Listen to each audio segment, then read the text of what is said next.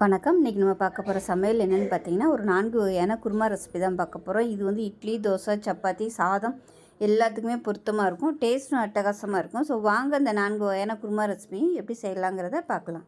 இப்போ ஒரு mixie jar எடுத்துக்கலாம். இதில் பார்த்தீங்கன்னா ஒரு 4-5 துண்டு பட்டை சேர்த்துக்கலாம். இது வந்து லேசான பட்டை. இது கூடவே ஒரு 3 கிராம்பு சேர்த்துக்கலாம். இப்போ இதில் ஒரு 1/2 டேபிள் ஸ்பூன் சோம்பு சேர்த்துக்கலாம். அதே மாதிரி 1/2 டேபிள் ஸ்பூன் சீரகம் சேர்த்துக்கலாம். அதே போல் 1/2 டேபிள் ஸ்பூன் மிளகு சேர்த்துக்கலாம். இது கூடவே ஒரு 6 பல் பூண்டு சேர்த்துக்கலாம். சின்ன துண்டாக ஒரு 5-6 துண்டு இஞ்சி சேர்த்துக்கலாம். இது கூடவே காரத்துக்கு ஏற்ற மாதிரி பச்சை மிளகாய் வந்து நான் 5 எடுத்திருக்கேன், உடச்சிட்டு சேர்த்துக்கலாம். இதுக்கு வந்து ஃபுல் அண்ட் ஃபுல் பச்சை மிளகாய் காரம் தான், அதனால் எவ்வளோ தேவையோ அதுக்கு தகுந்த மாதிரி சேர்த்துக்கோங்க. ஒரு கைப்பிடி அளவுக்கு கொத்தமல்லி, ஒரு கைப்பிடி அளவுக்கு புதினா சேர்த்துக்கலாம். இப்போ இதில் கொஞ்சமாக கருவேப்பிலை சேர்த்துக்கலாம். இது கூடவே ஒரு 4 டேபிள் ஸ்பூன் துருவன தேங்காய், அதே போல் 4 டேபிள் ஸ்பூன் பொட்டுக்கடலை சேர்த்துக்கலாம். இப்போ இது கூடவே மீடியம் சைஸாக ஒரு பெரிய வெங்காயம் சும்மா ரஃப்பாக கட் பண்ணிட்டு அதை சேர்த்துக்கலாம். இது கூடவே 10 சின்ன வெங்காயமும் சேர்த்துக்கலாம். சின்ன வெங்காயம் சேர்த்திங்கன்னா டேஸ்ட் நல்லாயிருக்கும். இப்போ இதில் கொஞ்சமாக தண்ணி விட்டு நல்லா நைஸாக அரைச்சிட்டு பார்க்கலாம். இப்போ நல்லா நைஸாக அரைச்சாச்சு, தனியாக இருக்கட்டும். இப்போ ஒரு பேன் எடுத்துக்கலாம். இதில் வந்து தேவையான அளவுக்கு எண்ணெய் விட்டுக்கலாம். இப்போ எண்ணெய் நல்லா சூடாயிருச்சு. ஒரு டீஸ்பூன் போல் சோம்பு சேர்த்துக்கலாம். இதில் கொஞ்சமாக கல்பாசி சேர்த்துக்கலாம். நல்லா வாசனையாக இருக்கும். அது கூடவே அன்னாச்சி பூ ஒன்று சேர்த்துக்கலாம். பிரியாணியில் வந்து பிச்சுட்டு சேர்த்துக்கலாம். இப்போ இதில் மீடியம் சைஸாக 2 தக்காளி சேர்த்துக்கலாம்.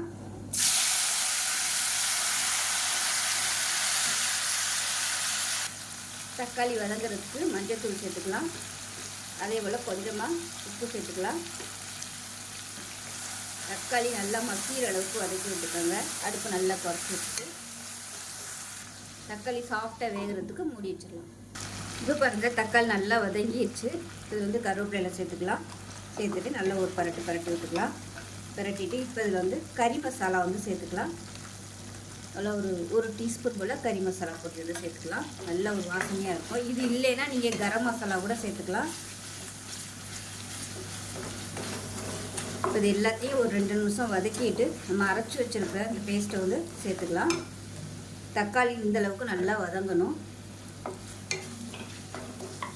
இப்போ நம்ம அரைச்ச பேஸ்ட்டை சேர்த்துக்கலாம்.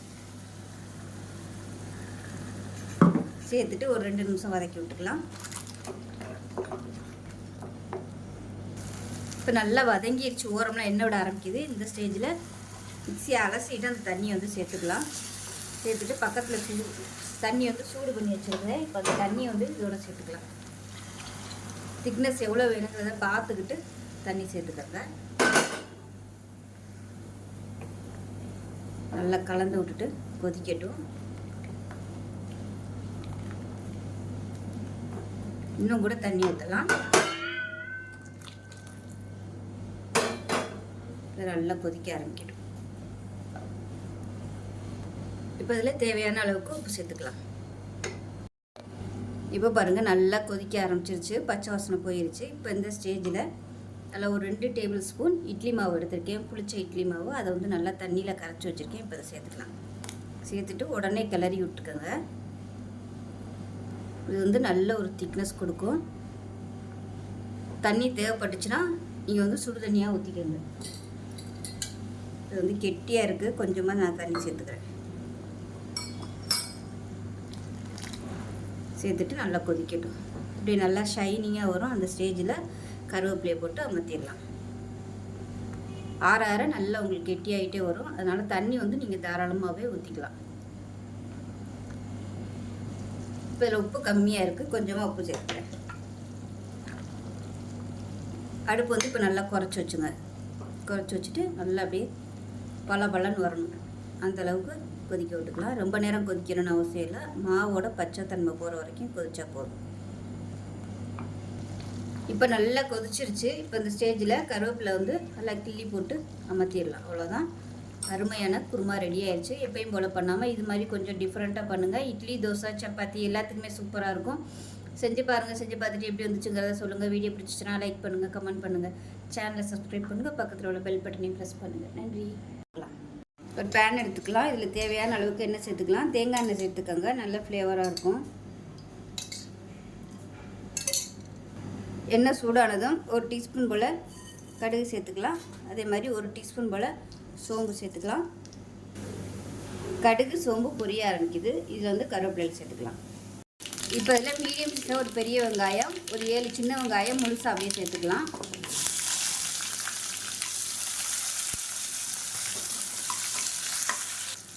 இப்போ இதில் இஞ்சி பூண்டு நச்சு வச்சுருக்கேன், அதை சேர்த்துக்கலாம்.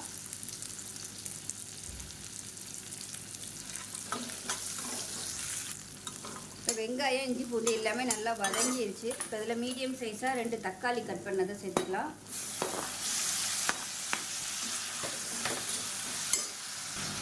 தக்காளி வதங்குறதுக்கு உப்பு சேர்த்துக்கலாம். இப்போ பாருங்கள், தக்காளி நல்லா மசிஞ்சு வந்துருச்சு. இந்த ஸ்டேஜில் குழம்புத்தூள் வந்து சேர்த்துக்கலாம். நான் வந்து ஒரு 3 டேபிள் ஸ்பூன் அளவுக்கு எடுத்துருக்கேன், அதை சேர்த்துக்கலாம். உங்களுக்கு எவ்வளோ தேவையோ அதுக்கு தகுந்த மாதிரி சேர்த்துக்கோங்க. இந்த எண்ணெயில் நல்லா வதக்கி விட்டுக்கலாம். நல்லா வதக்கியாச்சு. இப்போ இதில் பார்த்தீங்கன்னா ஒரு முருங்கைக்காய், ஒரு 3 கத்திரிக்காய், ஒரு உருளைக்கிழங்கு எடுத்துருக்கேன். உங்களுக்கு எது தேவையோ நீங்கள் அதை வந்து சேர்த்துக்கலாம். இது எல்லாத்தையும் சேர்த்துட்டு நல்லா வதக்கி விட்டுக்கலாம்.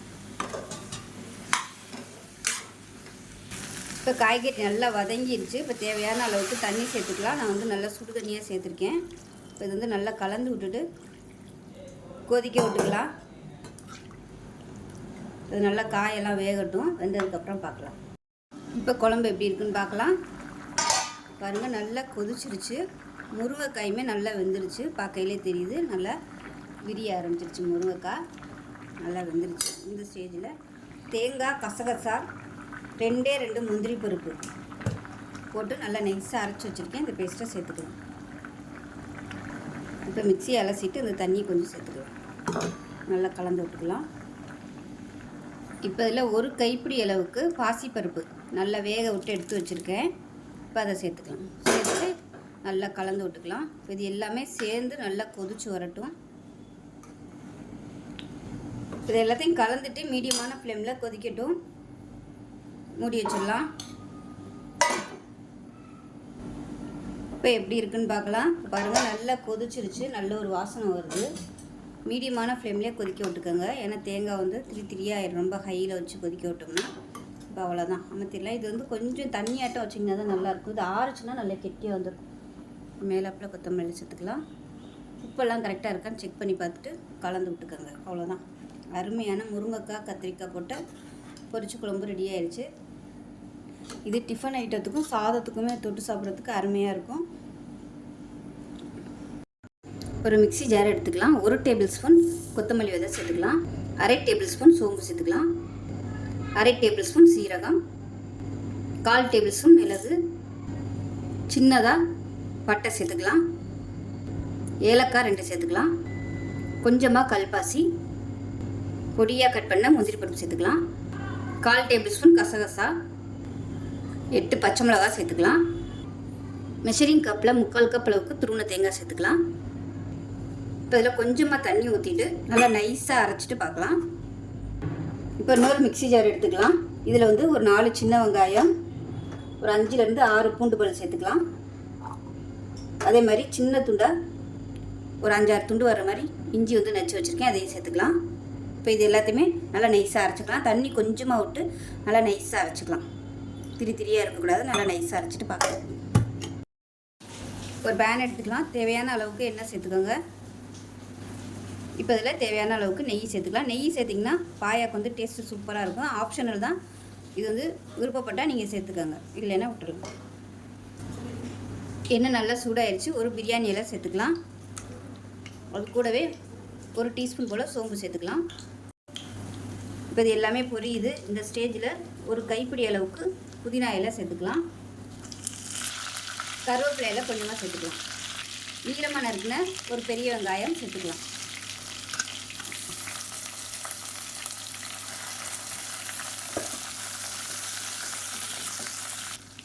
வெங்காயம் இந்த அளவுக்கு வதங்கினா போதும், ரொம்ப ப்ரௌனாக வதக்கணும்னு அவசியம் இல்லை. உங்களுக்கு பாயாவோட கலர் வந்து மாறிடும். ஸோ மீடியம் சைஸாக ஒரு தக்காளி சேர்த்துக்கலாம். தேவையான அளவுக்கு உப்பு சேர்த்துக்கலாம்.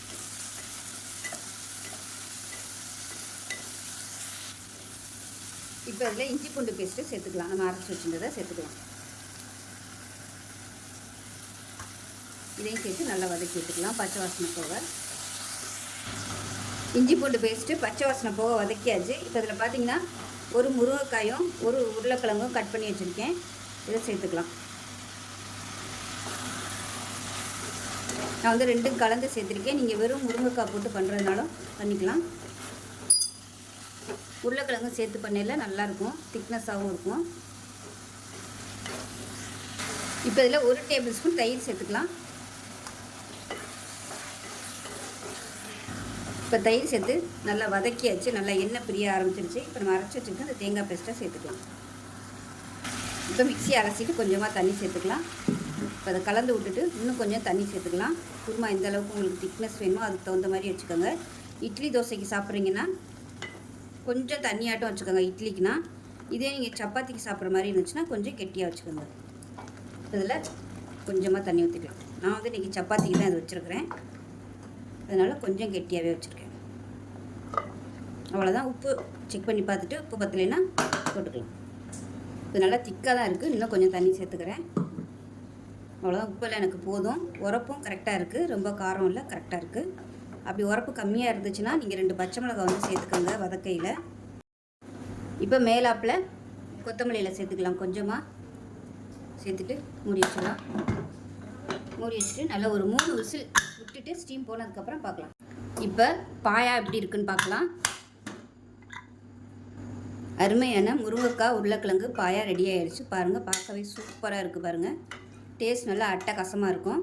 ஒரு தடவை இது மாதிரி செஞ்சு பாருங்கள். சப்பாத்தி, இட்லி, தோசை எல்லாத்துக்குமே சூப்பராக இருக்கும். நெய் சாதத்துக்கு கூட இது மாதிரி நீங்கள் பாயா வச்சு சாப்பிட்டிங்கன்னா அருமையாக இருக்கும். நான் வந்து இன்றைக்கி சப்பாத்தியோட சாப்பிட போகிறேன். ஸோ இந்த வீடியோ பிடிச்சிச்சுன்னா லைக் பண்ணுங்கள், கமெண்ட் பண்ணுங்கள், சேனலை சப்ஸ்கிரைப் பண்ணுங்கள், பக்கத்தில் உள்ள பெல் பட்டனையும் ப்ரெஸ் பண்ணுங்கள். நன்றி. மணக்கிற மாதிரி மட்டன் குருமா எப்படி செய்யலாங்கிறத பார்க்கலாம். ஒரு மிக்ஸி ஜார் எடுத்துக்கலாம். 3/4 கப் அளவுக்கு துருவன தேங்காய் சேர்த்துக்கலாம். 1/4 டீஸ்பூன் போல் கசகசா, 1 டேபிள் ஸ்பூன் பொட்டுக்கடலை சேர்த்துக்கலாம். இது கூடவே 4 முந்திரி பருப்பு சேர்த்துக்கலாம். அதே போல் 4 பாதாம் பருப்பு சேர்த்துக்கலாம். 1 டீஸ்பூன் சோம்பு சேர்த்துக்கலாம். காரத்துக்கு ஏற்ற மாதிரி நான் வந்து ஒரு 8 அதாவது பச்சை மிளகாய் சேர்த்துருக்கேன், அதையும் சேர்த்துக்கலாம். இப்போ இது எல்லாத்தையுமே நல்லா நைஸாக அரைச்சிக்கலாம். கொஞ்சமாக தண்ணி விட்டு பாதாம், முந்திரி, கசகசா இது 3மே டைம் இருந்துச்சுன்னா சுடுதண்ணில் ஊற வச்சுக்கோங்க. நான் வந்து இன்றைக்கி அப்படியே சேர்த்துருக்கேன். இப்போ அரைச்சிட்டு பார்க்கலாம். இப்போ ஒரு குக்கர் எடுத்துக்கலாம். அதில் தேவையான அளவுக்கு எண்ணெய் சேர்த்துக்கலாம். இப்போ இது கூடவே நெய் சேர்த்துக்கலாம். இது வந்து ஆப்ஷனல் தான், நெய் சேர்த்திங்கன்னா நல்லாயிருக்கும். எண்ணெய் நல்லா சூடானதும் ஒரு பிரியாணியில் சேர்த்துக்கலாம். இது கூடவே கரம் மசாலா எல்லாமே சேர்த்துக்கலாம். பட்டை, கிராம்பு, ஏலக்காய், சோம்பு, கல்பாசி, அன்னாச்சிப்பூ எல்லாமே ஒன்று சேர்த்துக்கலாம். இது எல்லாமே பொரியவும் ஒரு கைப்பிடி அளவுக்கு புதினா இலை சேர்த்துக்கலாம். மீடியம் சைஸாக ஒரு பெரிய வெங்காயம் நீளமாக இருக்கிறது சேர்த்துக்கலாம்.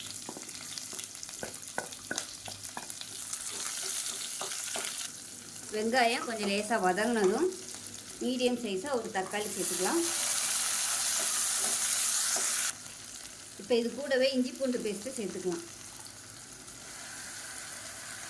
இது வந்து நல்லா ஒரு 2 டேபிள் ஸ்பூன் அளவுக்கு சேர்த்துக்கோங்க. இப்போ தக்காளி எல்லாம் வதங்குறதுக்கு உப்பு சேர்த்துக்கலாம்.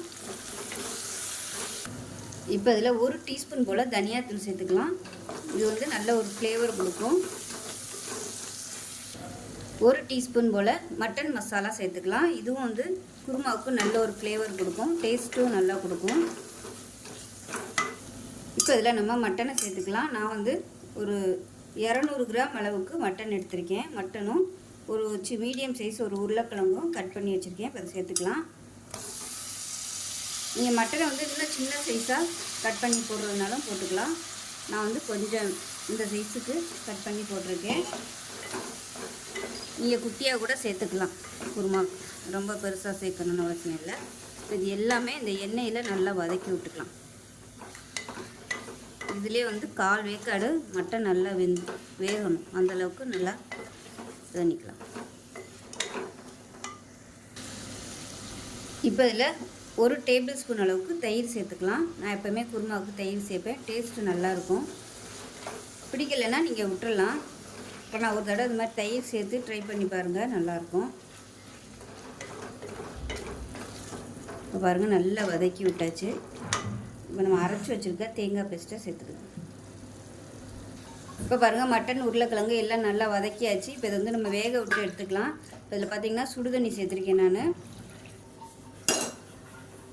உங்களுக்கு குருமா எந்த அளவுக்கு தேவையோ அந்த அளவுக்கு சேர்த்துக்கோங்க. நான் வந்து ஒரு 1/2 லிட்டர் அளவுக்கு தண்ணி சேர்த்துருக்கேன்.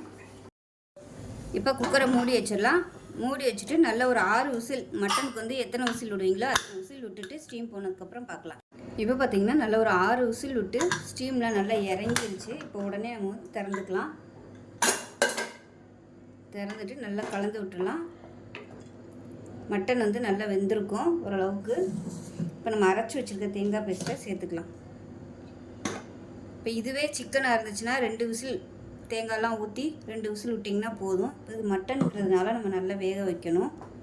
இதை நல்லா கலந்து விட்டுட்டு இன்னும் கொஞ்சம் தண்ணி சேர்த்துக்கலாம். இப்போ மிக்ஸியை அலசிட்டு தண்ணி சேர்த்துக்கலாம். இந்த ஸ்டேஜில் உப்பெல்லாம் எப்படி இருக்குன்னு செக் பண்ணி பார்த்துக்கலாம். இப்போ திருப்பி குக்கரை மூடி வச்சிடலாம். மூடி வச்சுட்டு இப்போ குக்கரை மூடி வச்சிடலாம். மூடி வச்சுட்டு திருப்பி ஒரு 2 விசில் விட்டுட்டு பார்க்கலாம். இப்போ குருமா எப்படி இருக்குன்னு பார்க்கலாம். இப்போ பாருங்கள் சூப்பராக வந்துடுச்சு குருமா. உங்களுக்கு இந்த திக்னஸ் போதும்னா இட்லி தோசைக்கெலாம் சப்பாத்திக்கெலாம் அந்த திக்னஸ் இருந்தால் தான் நல்லாயிருக்கும். இல்லை இன்னும் கொஞ்சம் தண்ணியாக வேணும்னு நினச்சிங்கன்னா இன்னும் கொஞ்சம் நீங்கள் சுடு தண்ணி ஊற்றி லைட்டாக அப்படியே கொதிக்க விட்டிங்கன்னா சூப்பராக வந்துடும். இந்த உருளைக்கிழங்கோட சேர்த்து சாப்பிடும்போது தான் நல்லாயிருக்கும். அந்த உருளைக்கிழங்குல வந்து மட்டன் ஃப்ளேவர் எல்லாமே நல்லா இறங்கியிருக்கும். அருமையான மட்டன் குருமா ரெடி ஆயிடுச்சு. இட்லி தோசை சப்பாத்திக்கெலாம் அட்டகாசமாக இருக்கும். செஞ்சு பாருங்கள். செஞ்சு பார்த்துட்டு எப்படி வந்துச்சுங்கிறத சொல்லுங்கள். வீடியோ பிடிச்சிச்சின்னா லைக் பண்ணுங்கள், கமெண்ட் பண்ணுங்கள், சேனலை சப்ஸ்கிரைப் பண்ணுங்கள், பக்கத்தில் உள்ள பெல் பட்டனையும் ப்ரெஸ் பண்ணுங்கள். நன்றி.